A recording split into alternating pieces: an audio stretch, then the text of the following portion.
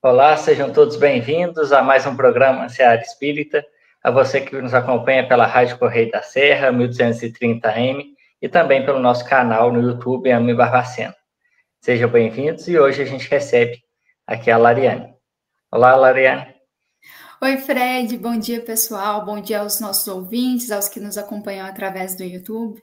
Hoje será um programa super interessante, né? Vamos refletir um pouquinho a respeito dos nossos tesouros, aproveitando aí que já estamos na reta de aproximação com o Natal, vamos refletir um pouquinho sobre a necessidade de nós repensarmos os nossos valores, as nossas prioridades, o que nós damos mais importância na nossa vida. Isso mesmo. Então, hoje a gente vai conversar, né, sobre o tema Onde está o teu tesouro? Então, vamos refletir e descobrir, né, onde que a gente está pondo as nossas intenções, né, onde que a gente está buscando esse tesouro. Mas antes da gente iniciar, vamos fazer a nossa oração, que neste momento a gente possa elevar os nossos pensamentos a Deus, a Jesus, sempre agradecendo ao nosso Pai de infinito amor e bondade, que nos auxilia, que está sempre conosco, nos propiciando o melhor para o nosso desenvolvimento, nosso aperfeiçoamento. Nós rogamos a Ele por todos nós enquanto humanidade, por todos que passam por situações de desafio, sejam através da fome, das guerras, da violência, do abandono, que todos nós possamos ser amparados hoje e sempre. Que assim seja. Assim seja. Bom, Lariane, hoje então a gente vai conversar, né, sobre onde está o teu tesouro. E aí, para a gente iniciar as nossas reflexões, eu te passo a palavra para a gente poder então aprofundar sobre o tema. Pois é, Fred, geralmente quando a gente fala sobre tesouro, né, nós voltamos o nosso pensamento só ao tesouro material. A gente sempre pensa em recursos materiais, em dinheiro, em riqueza, em status, mas na realidade, quando nós vamos refletir sobre esse tema à luz do Evangelho, a gente precisa ter uma visão um pouquinho mais ampla, um pouquinho mais aprofundada. Isso porque quando a gente reflete sobre tesouro de uma maneira mais geral, a gente pensa em algo que seja muito valioso para nós, mas não necessariamente na questão financeira, talvez algo que seja muito valioso sentimentalmente, algo que nos seja muito caro. E ter claro para nós o que é o nosso tesouro, onde buscá-lo, como consegui-lo, acaba sendo essencial para a gente definir algumas decisões importantes na nossa própria existência. Então, é importante que a gente tenha essa clareza sobre quais são as prioridades da nossa vida, o que motiva as minhas buscas, quais são os meus objetivos de vida, quais são os meus tesouros, onde é que eles estão, porque isso é o que vai definir as minhas buscas, o caminho da minha vida, o roteiro da minha vida. E nem sempre a gente acaba refletindo sobre isso. E para nós iniciarmos as nossas reflexões, eu gostaria de contar uma historinha que ela é muito simples, mas ao mesmo tempo muito didática, para nos auxiliar a refletir sobre essas questões do que é mais importante na nossa vida, de quais devem ser as nossas preferências, de como muitas vezes nós somos colocados diante de situações para fazer escolhas, que vai definir efetivamente o que é o nosso tesouro, o que a gente prioriza na nossa vida, na nossa jornada. Enfim, conta-se a alguns teólogos que um sujeito que vivia durante o Império Romano, ele era extremamente poderoso. E ele vivia na capital, era um patrício, e tinha a capacidade de definir os rumos das vidas das pessoas que com ele se relacionavam. Era um sujeito extremamente influente politicamente, e ele era capaz de privilegiar os seus amigos em quase todas as circunstâncias, e ao mesmo tempo de criar embaraços, empecilhos para todos aqueles que eram contra as suas ideias, que eram contra as suas vontades. E esse sujeito ansioso por deixar na terra uma marca que demonstrasse toda a sua influência, a sua grandiosidade, ele acabou começando a refletir sobre como ele poderia fazer isso. E como ele era um grande admirador das artes em geral, sobretudo da arquitetura como um todo, né? Ele decidiu que ele construiria uma casa, um palácio, na verdade, de dimensões gigantescas. Afinal, ele era um sujeito muito rico, tinha possibilidade financeira para isso. E visando deixar uma marca para as próximas gerações, saber que ali havia passado um homem muito forte, muito poderoso, muito influente, ele contrata um sujeito que era muito talentoso, um arquiteto muito talentoso, naquela região, que fazia as maiores obras da época, era muito reconhecido, né? Era muito popular, chamado Tomé. E Tomé, em que pese fosse um homem muito talentoso, ele era um homem de trato simples. E quando ele foi convidado pelo patrício romano para fazer esse projeto audacioso e mais ainda para executá-lo, ele aceitou sem muito romancear, digamos assim. Então, o patrício, feliz, contente que Tomé havia aceitado essa missão, ele deixa para o arquiteto a maior parte do seu patrimônio, a maior parte de seus bens. E ele sai em viagem para fazer alguns negócios, para decidir algumas questões de família. E passados alguns meses que ele já estava fora da sua cidade, né, ele retorna para a capital, para Roma, ansioso para saber em que pé que estava a obra, se realmente a obra seria grandiosa mesmo, afinal ele deixou integralmente para o Tomé decidir como que ela seria arquitetada, como que ela seria montada. Então ele estava ansioso para ver como que tinha ficado o projeto final, para ver se já tinha começado a executar. Só que antes dele chegar na cidade, ele acabou sendo recepcionado por alguns de seus servos. E quando ele questionou os servos a respeito do andamento da obra, surpreendentemente, ele veio a saber que Tomé estava dilapidando seu patrimônio, estava pegando uma parte do seu dinheiro, dando para as viúvas, uma parte para os pobres, para os doentes, e acabou que o projeto da casa em si mesmo nem havia terminado. Então ele fica furioso, porque ele estava ansioso para ver como que Tomé iria fazer o projeto dessa casa. E antes mesmo de ouvir uma justificativa do arquiteto do porquê de não ter finalizado o projeto e iniciado a execução da obra, ele, irritadíssimo, né, ele vai e manda prender Tomé em uma prisão em condições terríveis, desumanas mesmo. Passados alguns dias, a poeira abaixa a respeito dessa situação e ele volta ao convívio normal com seus parentes, porém, ele é surpreendido por uma notícia horrível. Isso porque o seu irmão mais jovem, também apaixonado por arquitetura, acabou falecendo, segundo alguns médicos romanos. E de forma surpreendente, afinal, era um jovem que estava no vigor da idade, com toda a saúde, né, esbanjando alegria por onde ele passava. E o irmão, né, compungido, completamente triste, incrédulo com a morte repentina do irmão, começa a organizar o ritual funerário, o enterro do seu irmão, que na realidade, para aquela cultura, era uma incineração. Então ele estava preparando o corpo e no momento fatal ali, que ele já ia colocar o corpo do irmão sob as chamas de uma fogueira que havia sido acendida especialmente para a ocasião, o seu irmão, que na realidade não estava morto, mas ele estava num estado de letargia profundo, ele retorna à vida, ele acorda. Algumas pessoas se assustaram e saíram correndo do enterro. Outras pessoas ficaram muito felizes, afinal era um jovem querido, né, e respeitado. E o patrício romano, vendo que seu irmão estava vivo, vai correndo abraçá-lo. E nesse momento ele é surpreendido com uma história interessante.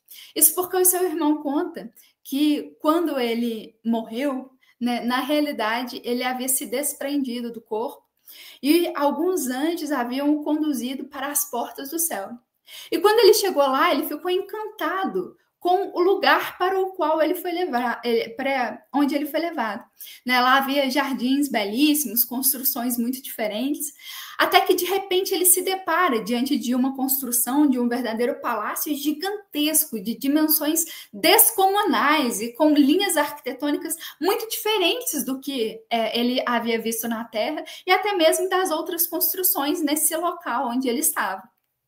Então, ele viu um homem saindo dessa mansão, desse palácio, e questiona: meu amigo, foi você quem fez o projeto dessa casa, realmente é algo deslumbrante, por favor, né? Eu quero que você me conte mais detalhes. Essa casa é sua?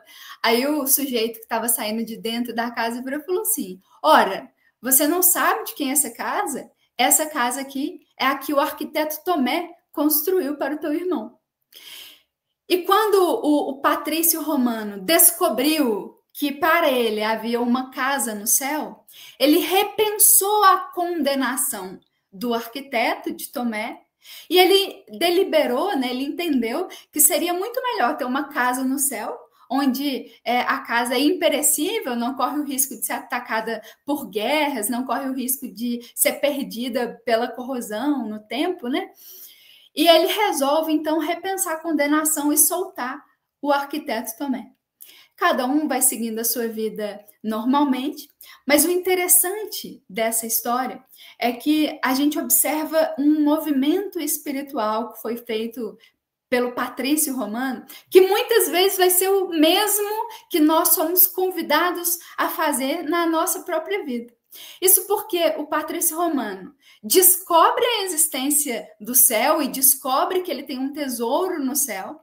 Depois, ele avalia se seria melhor ter um tesouro na terra ou um tesouro no céu.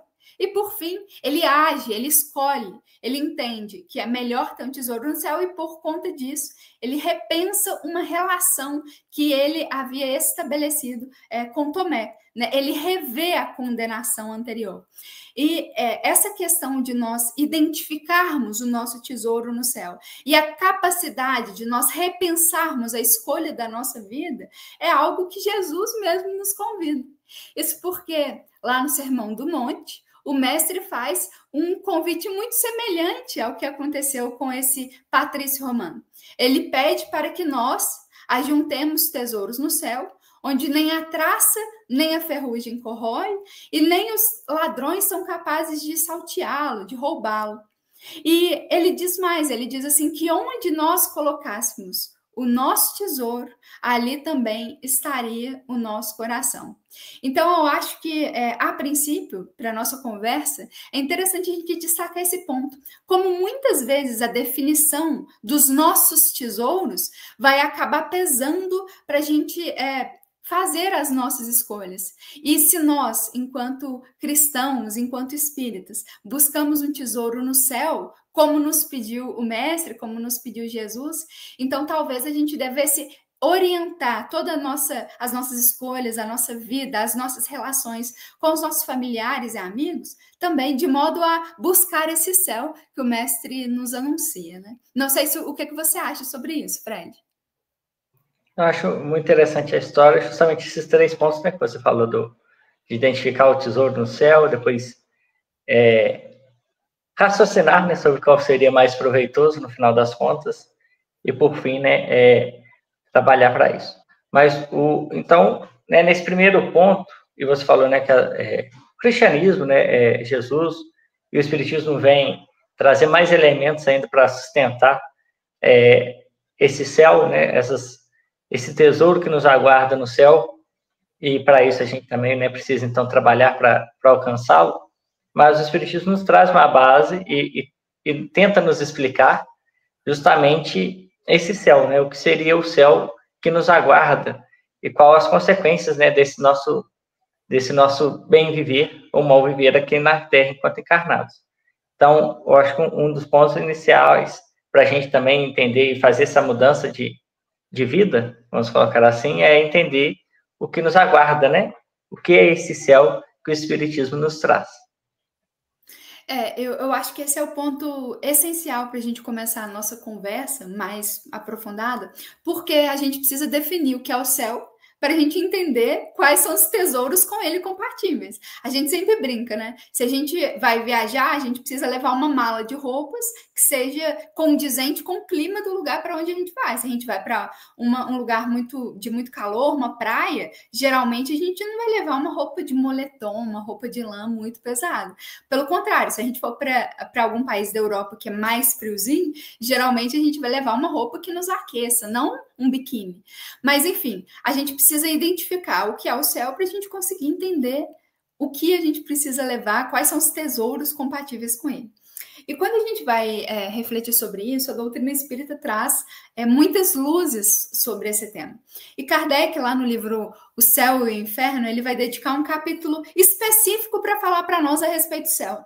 E Kardec conta para nós que algumas culturas mais antigas, que quando ainda acreditavam, né, que a Terra era o centro do universo, achavam que o céu era realmente um lugar para onde nós iríamos. Inclusive, a palavra céu, ela vem do latim cellum, né, que vem do grego koilos, que significa concavidade. Eram várias concavidades transparentes e sólidas que envolviam o nosso planeta. E é interessante porque cada vertente religiosa vai trazer uma determinada explicação, às vezes mística, às vezes menos mística, a respeito desses céus que existiam na Terra. Por exemplo, os muçulmanos acreditavam, segundo o texto de Kardec, em 9 céus.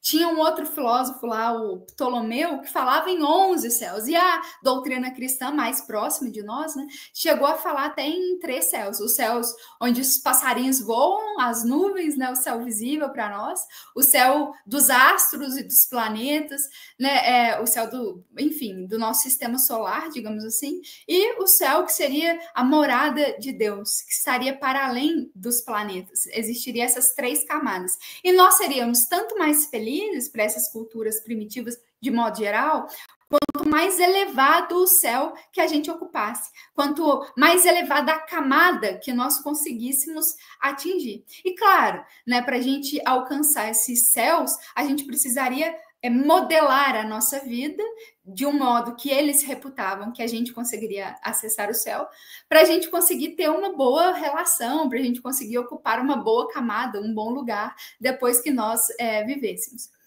Ou depois que a gente partisse, depois que a gente morresse, digamos assim. Só que aí aconteceu um problema, entre aspas. Isso porque a ciência avançou muito, a astronomia evoluiu demais, e a gente acabou conseguindo acessar a Lua, conseguindo mandar sondas para outros planetas, satélites, enfim. E com isso a gente descobriu que não era uma visão tão correta essa de que o céu seria uma concavidade que envolve o nosso planeta, que aliás não é o centro do universo, mas que é um planetinha muito simples, mas muito querido, né, que rodeia o nosso Sol, assim como vários outros planetas. E o nosso Sol, inclusive, não é a maior estrela do sistema solar, não é a maior estrela do nosso universo, né? Muito pelo contrário, existem muitas outras estrelas que vencem o Sol em tamanho, em dimensões, e em torno dessas outras estrelas também existem vários outros planetas. Mas fato é que a gente descobriu, com o avanço da tecnologia, com o avanço da ciência, que o céu não é propriamente um lugar, ao menos não um lugar tão material como nós pensávamos originariamente. E aí a gente reflete, poxa vida, né? Se Jesus pediu para a gente buscar tesouros no céu, e o céu não existe, tal como algumas culturas mais antigas explicava, será que Jesus errou? E aí vem a doutrina espírita, com essa proposta de reaproximar ciência e religião, e vai falar para nós que, na realidade, o céu ele não é propriamente um lugar. Isso porque todos nós, né, somos espíritos, e nós estamos encarnados, nós estamos aqui na Terra, envolvidos por esse corpo material mais denso, apenas para um período de aprendizado, porque na realidade a nossa verdadeira vida, digamos assim, é libertos do corpo, é no plano espiritual. Então, quando nós pensamos no plano espiritual, a gente continua, né, com as mesmas buscas, com os mesmos objetivos, a gente continua com o nosso pensamento, nosso psiquismo, ainda vinculado ao que nós pensamos, ao que nós sentimos, ao que nós buscamos aqui na Terra. Ao contrário do que muita gente pensa, né? Depois que a gente desencarna, depois que a gente morre, a gente não vira santo. A gente continua com as mesmas ideias. E, naturalmente, quando a gente tem ideias elevadas, nós somos conduzidos para um lugar em que outras consciências, outros espíritos vibram nessa mesma sintonia. E, por outro lado, se eu tenho buscas eminentemente materiais, eu vou continuar, depois que eu desencarnar, depois que eu morrer, buscando essas coisas materiais. E vou me vincular a espíritos, a inteligências que têm essas mesmas buscas. E imagina só, um montão de espíritos buscando a mesma coisa. Isso acaba criando um verdadeiro ecossistema espiritual. E aí a gente vai compreender a formação tanto do umbral para nós, ou então do inferno para outras culturas, né, vinculado a espíritos mais materiais, que ainda cultivam sentimento de ódio, de angústia, de tristeza no seu coração. Ou então a gente vai compreender a formação de colônias espirituais mais elevadas, porque são espíritos que se unem numa vibração de busca mais elevada, de sintonia com Deus mesmo, de se amoldar de forma real às leis morais, e por conta disso já conseguem criar um ambiente com a vibração que deles irradia, mais sadio, mais elevado, mais leve. Então, por conta disso, a gente compreende que o céu, que para nós seria, entre muitas aspas, né, essas colônias espirituais mais elevadas, ela nasce dentro de nós mesmos, dentro das nossas buscas, dentro das nossas consciências. Então, o céu é um estado de consciência de nós, espíritos encarnados. Numa mesma vida, muitas vezes, a gente experimenta situações que nos levam ao inferno e situações que nos levam ao céu. Basta a gente ver, identificar as situações que a gente muitas vezes perde a consciência, fica com raiva, sente vontade de xingar as outras pessoas, e outras situações em que a gente se sente realmente equilibrado, asserenado, e buscar, a partir daí, essas situações de serenidade, né? Buscar esse autoequilíbrio, buscar essa autoeducação, porque é aí que a gente vai conseguir compreender que o céu ele já começa agora, né? Ele começa aqui, dentro de nós mesmos, dentro dos nossos corações, dentro da nossa consciência, porque a partir do momento que a gente compreende isso, a gente vai se desvinculando daquelas ideias ainda mais primitivas que achava que o céu era simplesmente cumprir alguns deveres formais. Por exemplo, se eu tenho uma determinada propriedade e eu cedo essa propriedade para uma instituição religiosa, eu garanti o meu lugar no céu. Não, o Espiritismo ele tem uma proposta que vai muito além disso. O céu ele nasce dentro de nós mesmos. Então, a partir do momento que a gente compreende isso, que a gente interioriza essa ideia, a gente passa a ter condição de buscar os tesouros que sejam compatíveis com esse serenamento, com essa tranquilidade espiritual, que nada mais são do que as virtudes, né, que são os reais tesouros do nosso espírito. Sim, e é interessante, né, porque esses espíritos que vieram trazer esses conceitos de céu não estavam necessariamente totalmente errados, provavelmente traziam uma reminiscência do plano espiritual e transformaram, né, de acordo com o pensamento da época, nessas questões de céu, né, de elevação de céu, porque no plano espiritual, né, a gente também tem as colônias mais elevadas, né, e mais próximas, e que refletem justamente o nosso apego à matéria. Então, quanto mais apegado a questões materiais, mais próximos da Terra a gente vai estar. Quanto mais apegado, vamos colocar assim, né, quanto mais voltados ao espírito, às questões do espírito, mais elevado a gente vai estar, então, mais afastado da crosta terrestre, a gente vai estar numa colônia mais afastada. Né? Não há quantidade de céus, mas há essa ligação de proximidade com a Terra de acordo com a materialidade do espírito, né? Do pensamento do espírito. Como se fosse uma gravidade, né? Quanto mais material, a gravidade puxa mais. Quanto menos, a gravidade puxa menos. E é interessante que você falou, né? Isso está lá no Céu e Inferno também, né? No Código Penal, que fala, quando vai falar do céu e inferno, justamente fala isso, né?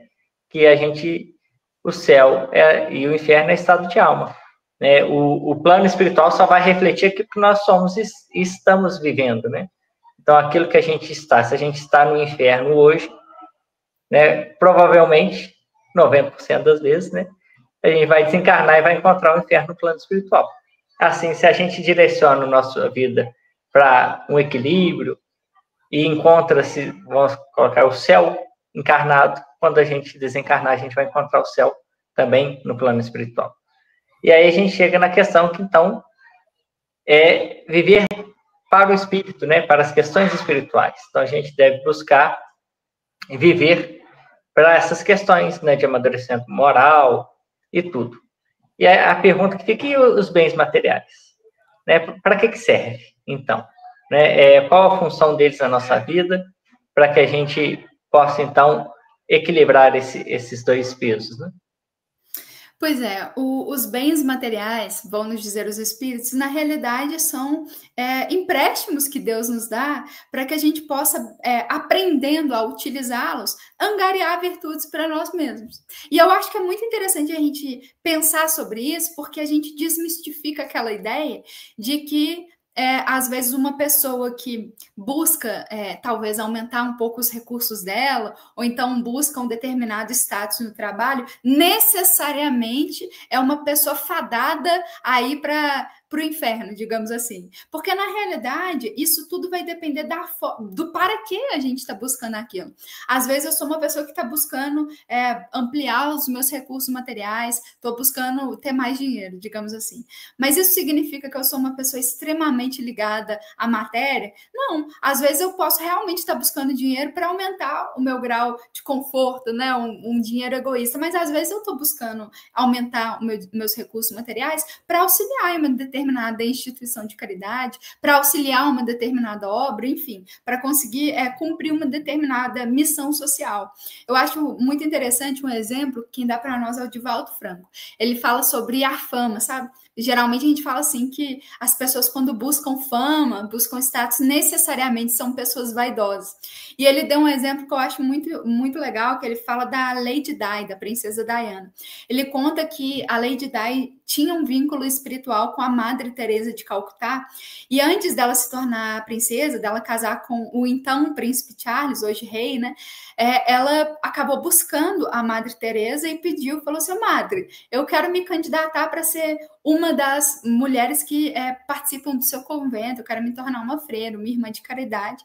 E a Madre Teresa de Calcutá, né, com toda a sua lucidez espiritual, ela diga assim: Diana, se você entrar para o meu grupo, você só vai ser mais uma religiosa.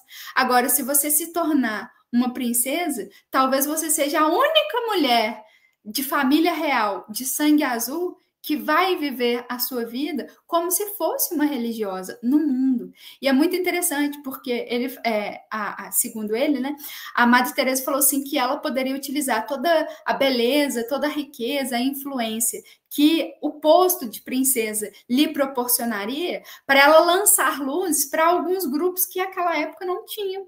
E a Lady Di realmente fez isso, né? Realmente fez isso. Muitos grupos, inclusive fora da própria do Reino Unido, ali da Inglaterra, né? Ela acabou muitas vezes visitando outros países, na África, inclusive, e ela acabou levando muito auxílio, muita ajuda, porque onde ela estava, estavam os holofotes, né? Então, ela foi uma pessoa que bem utilizou a questão da fama.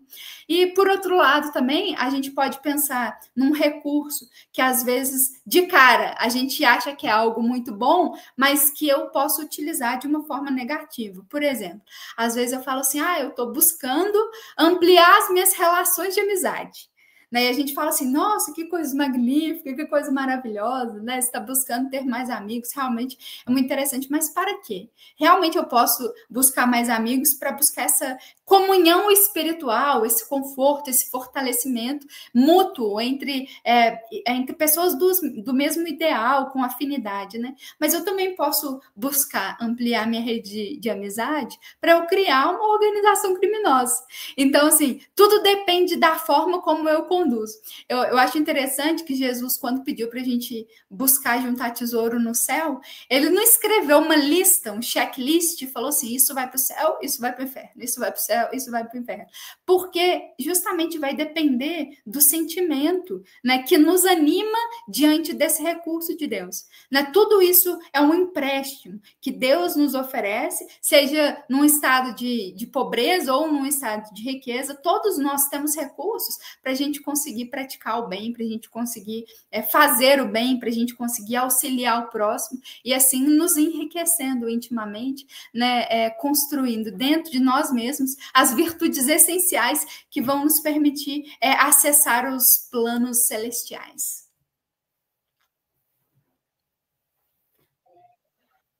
Sim, e né, aproveitando, a gente já falou do céu e inferno algumas vezes no programa, e fica a recomendação para aqueles que tiverem mais interesse nessa questão, que a segunda vai falar a primeira parte sobre o céu e o inferno, né? O que o Espiritismo entende sobre o céu e o inferno, mas na segunda parte traz justamente alguns casos.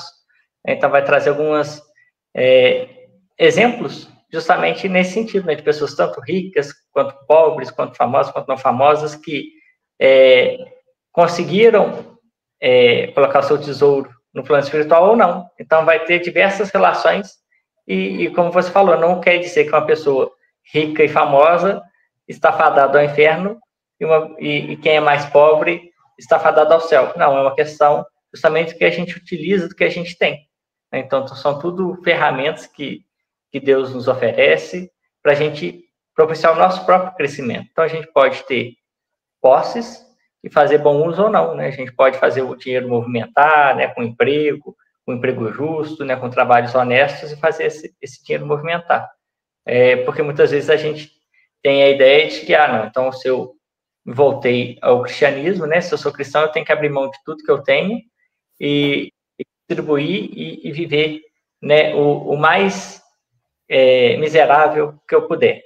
Mas não necessariamente isso, até porque muitas vezes a gente não vai ter condições disso, né? A gente tem as nossas famílias, né? Então, a gente pode trabalhar para a gente ter um certo conforto, para que a gente possa trabalhar também em prol dos outros, em prol de nós mesmos. Então, essa questão é muito delicada e envolve muito o nosso pensamento em torno do dinheiro. Né? Se eu sou fina, se eu não sou, né? Se eu tenho o coração aberto, né? De ajudar aqueles que estão ao meu lado ou não. Então, isso é muito particular de cada um, né? Do que a gente faz uso desse material, mas sempre lembrando, como você falou, né? Isso tudo é um empréstimo que Deus nos dá, inclusive do nosso corpo, e a gente vai ter que prestar contas de tudo que a gente recebeu, né? De tudo que a gente fez esse bom uso ou não. Ô, mas para a gente... Oi.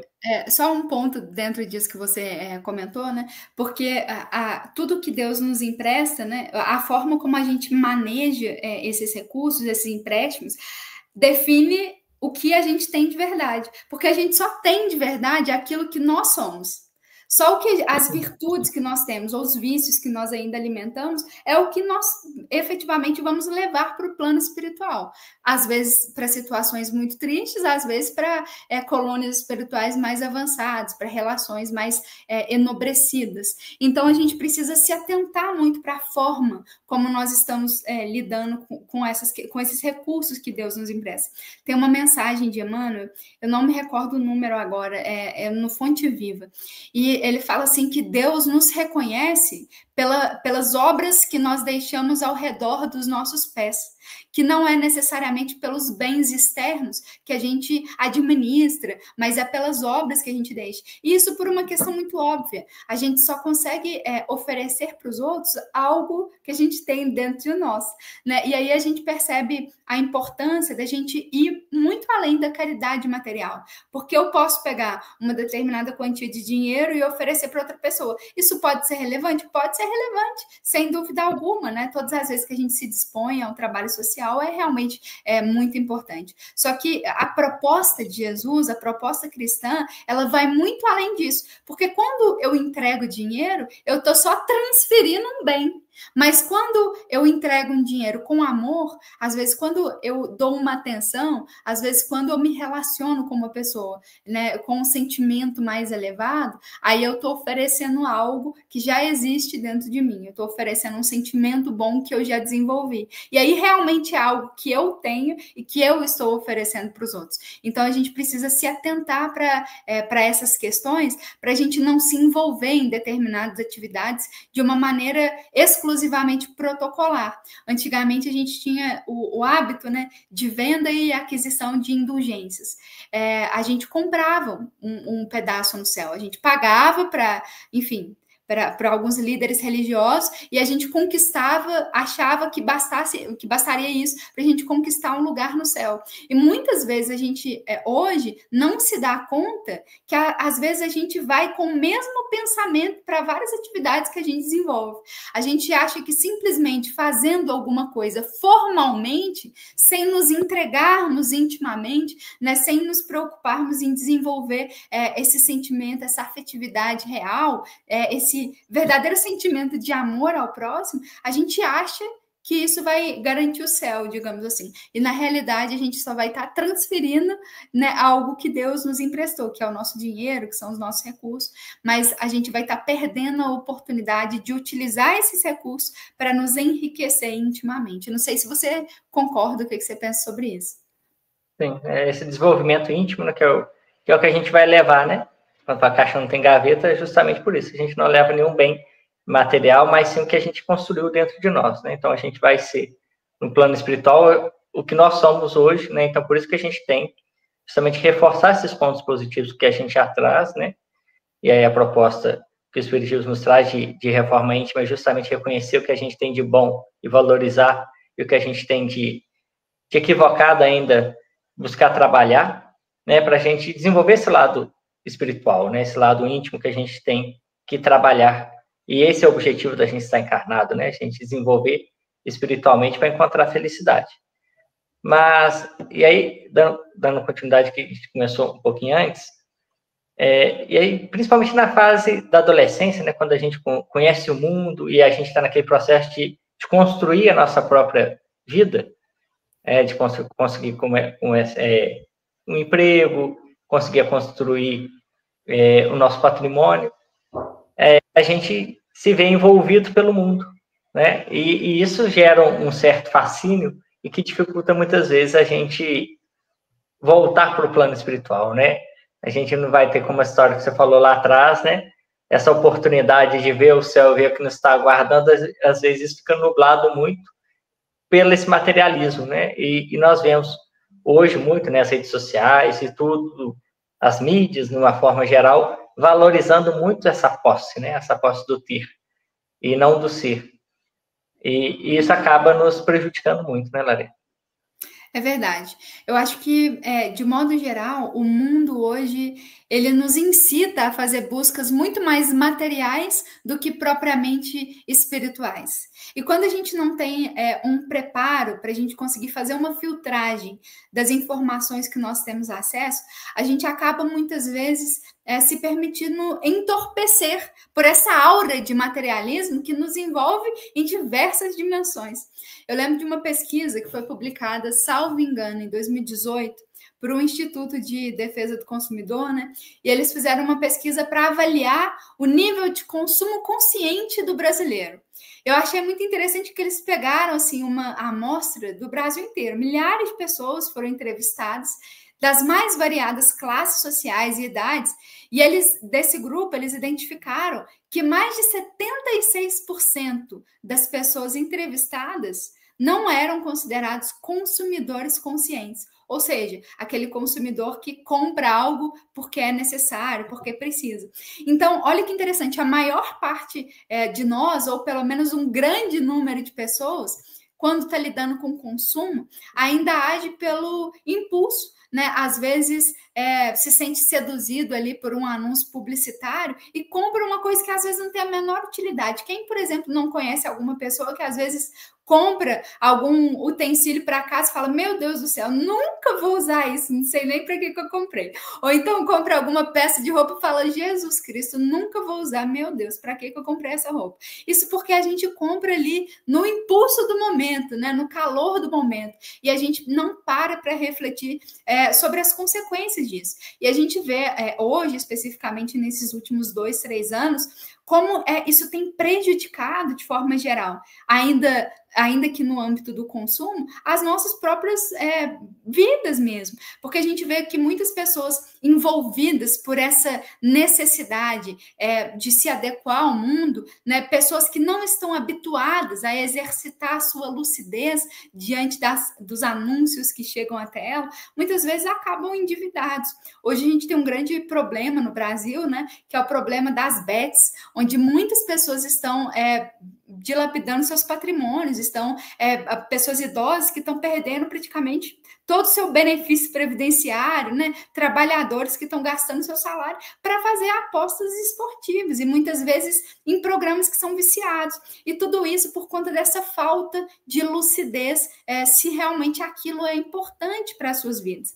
A gente pode aproveitar esse raciocínio que se deu basicamente no âmbito do consumo para a gente trazer um pouquinho para o nosso espírito também. Quantos de nós estão realmente determinados a se melhorar espiritualmente, a buscar uma saúde mental mais saudável, né? A buscar também a sua saúde emocional, buscar viver com mais equilíbrio em todos os aspectos da sua vida.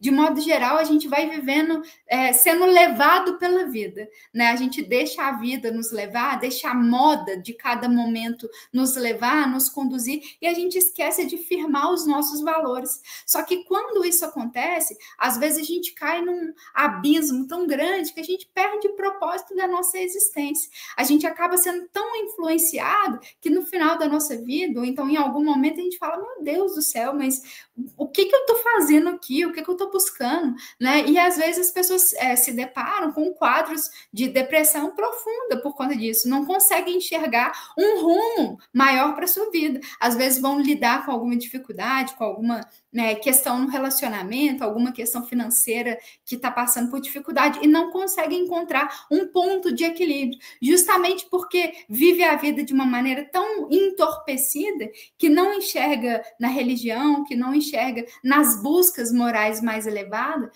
um rumo assim de saída, sabe, para esses problemas. Então, muitas vezes a gente acaba se permitindo envolver, sobretudo os adolescentes, né, que estão nessa fase de querer integrar grupos, de serem aceitos em determinados grupos, eles acabam muitas vezes deixando para um segundo plano os valores, os princípios, as virtudes, e acabam buscando se adequar a esse mundo frenético que nós temos contemporaneamente para tentar modelar suas vidas, né? Isso mesmo, e começa na adolescência, né? Isso vai passando, esse entorpecimento vai até que chega um momento de crise, né? Seja financeira ou emocional, onde vai ter esse despertamento, como você falou, as pessoas se encontram justamente sem rumo. E é um dos principais problemas, né, da depressão, justamente a pessoa não encontrar o motivo dela estar aqui, né? Dela estar encarnada, dela estar vivendo, porque justamente, como você falou, ela ficou entorpecida pelo mundo. E aí vai pelas questões materiais, questão da sexualidade, das drogas, né? De vários envolvimentos que a gente se faz justamente para mascarar essa busca da felicidade que a gente vai encontrar justamente quando a gente busca os bens morais. Né? Quando a gente busca os bens espirituais, né? A gente faz um caminho de acordo com o que é o nosso propósito de vida, então a gente encontra nesse caminho a felicidade. Só quando a gente desvia disso, a gente vai buscando nos bens materiais, ou no sexo, ou nas compras, em qualquer meio que for a fuga dessa infelicidade, nas felicidades momentâneas. Só que chega uma hora que essas felicidades não vão ter um efeito que a gente espera, ou ela vai gerar tal desequilíbrio que a gente vai acordar, né, nessa crise, e aí a gente não tem rumo, e temos que fazer todo esse caminho de volta, né, para esse despertamento. Bom, Lariane, nosso tempo, né, sempre vai se esgotando, e para a gente, ao finalizar, eu gostaria de passar a palavra para você falar um pouquinho justamente dessa busca dos bens espirituais, da gente, né, transformar essa nossa vida nesse propósito. Ô Fred, tem uma mensagem de Emmanuel que está lá no livro Caminho, Verdade e Vida, que fala sobre purificação íntima. E nessa mensagem, é uma das mensagens, na minha opinião, mais bonitas de toda a obra, né? E ela vai falar assim que para a gente se conectar verdadeiramente com Deus, a gente precisa buscar o nosso desenvolvimento em 3 níveis. A gente precisa buscar a nossa autoeducação, ou seja, a gente precisa reconhecer as leis de Deus, né, e imprimir dentro de nós mesmos essa necessidade de nós nos alinharmos com essas leis. Além disso, a gente precisa exercitar a compreensão fraterna, ou seja, no nosso relacionamento com as outras pessoas, a gente entender que cada pessoa tem o seu nível espiritual, cada pessoa fala de um lugar específico e às vezes as ideias que as pessoas defendem são contrárias à nossa, são diferentes da nossa, mas nem por isso as pessoas deixam de ser nossos irmãos em espírito. E no terceiro ponto, talvez seja o mais importante, a gente precisa aprender a desenvolver o sentimento de sacrifício pessoal, o sentimento de vencer o nosso anseio por se dar bem de qualquer forma, né, a qualquer custo. A gente precisa vencer o nosso individualismo e pensar como nós podemos contribuir para o desenvolvimento da coletividade. E, naturalmente, isso envolve nós nos melhorarmos. À medida em que nós nos tornamos pessoas melhores, a gente passa a contribuir como reflexo, como um ato reflexo, né, para a melhoria do todo. E aí eu acho muito interessante, porque a gente vai encontrar no Evangelho algumas lições a esse respeito. Talvez a lição mais eloquente, né, seja justamente a do jovem rico, do mancebo rico, né, um sujeito que já tinha muitos compromissos com a cultura judaica, mas que, segundo Humberto de Campos, era um homem de muitas posses, era um homem realmente comprometido com a fé judaica desde a sua juventude, e que ele vivenciava, buscava vivenciar, melhor dizendo, a fé judaica, os preceitos judaicos de forma real na sua vida. E esse sujeito, ele não entendia muito bem por que Jesus era excomungado, né, por muitas pessoas. Ele não entendia por que ele era tão repelido dos círculos judaicos mais elevados, mais nobres e tal. E aí ele vai procurar Jesus e pergunta para o mestre, né, o que ele precisaria fazer para conquistar a vida eterna. E o mestre vai falar para ele praticar, exercitar, vivenciar os mandamentos. E ele fala assim, pois bem, mas eu já o faço desde a minha juventude. Realmente, ele praticava formalmente, né? E aí Jesus vai pedir para ele, fala assim, então, vende todos os teus bens e me segue. E aí é interessante porque justamente nesse ponto que ele recua. Lembrando lá da mensagem de Emmanuel, ele poderia até ser um sujeito que tinha praticado a autoeducação. Afinal, ele realmente buscava vivenciar de forma real a fé judaica, os preceitos judaicos, e ele também poderia exercitar a compreensão fraterna. Afinal, mesmo sendo judaico, ele foi buscar uma recomendação de Jesus. Mas quando chegou no interesse pessoal, quando chega no sacrifício, quando chega no momento da escolha, no momento crucial da nossa vida, em que nós somos convidados a mudar a direção da nossa caminhada, a direção das nossas prioridades, em que nós somos convidados a refletir sobre os nossos reais tesouros, ali a gente viu que realmente o tesouro dele ainda estava na matéria. E quantos de nós, quando somos convidados, né, a fazer esse sacrifício pessoal, a gente também não age da mesma forma que esse sujeito rico? Às vezes a gente não tem nem tantos recursos materiais, mas a gente acaba perdendo a oportunidade de auxiliar o próximo, porque isso vai fazer com que a gente perca tempo, enfim, para estar com os nossos amigos. Às vezes a gente prefere até assistir um jogo de futebol do que ter uma conversa fraterna, né, com alguma pessoa que nos busca. Então a gente precisa realmente parar e refletir sobre quais são os nossos reais tesouros. E claro, né, atender o convite, a exortação de Jesus para que a gente busque os tesouros que estão mais alinhados com o céu, os tesouros que estão mais alinhados com as leis morais, para que a gente possa se desenvolver enquanto espíritos imortais que somos. Porque só assim, como você já comentou, é que nós alcançaremos a verdadeira felicidade. Isso mesmo. E é interessante, né? Que nem pede tudo, né? Hoje, né? Jesus nem está pedindo que a gente abandone tudo. É só alguns minutinhos, algum período, algum recurso, não todos os nossos recursos. Né? Porque a gente ainda não tem essa condição de doar tudo, mas um pouquinho a gente já consegue, né? Fazendo um pouco de esforço, né? Abrindo mão um pouquinho do nosso egoísmo, da nossa vaidade, a gente consegue, aos poucos, ainda abrir mão, né? De nós mesmos, servindo ao próximo, assim a gente consegue, né? Angariar e direcionar o nosso tesouro para o céu. E aí, só para finalizar, que a gente falou da juventude, fica aí o convite para os pais, né? E aí, independente de religião, para levar as crianças para evangelização, né? Para os grupos de jovens, né? Da sua religião, porque vai dando base para as crianças, futuramente, né? Deixa para futuramente elas escolherem, mas não só para elas conhecerem no futuro, né? Levem, enquanto vocês são tutores, né? E têm essa responsabilidade, a sua religião, né, que você escolheu para si, e futuramente, se ele escolher outra, aí é a escolha dele. Mas que ele já tenha um contato desde a infância com os bens espirituais, porque assim ele vai ter, quando o mundo o chamar, ele vai ter uma maior consciência, né, de escolha, e assim ele vai resistir mais, né, ao chamamento do mundo. Então fica esse convite a todos os pais. Lariane, eu gostaria de te agradecer, né? Nosso tempo já vai se esgotando. Te passo a palavra para suas considerações finais. Fred, muito obrigada, né? Para a gente é sempre uma alegria poder refletir um pouquinho a respeito do Evangelho de Jesus.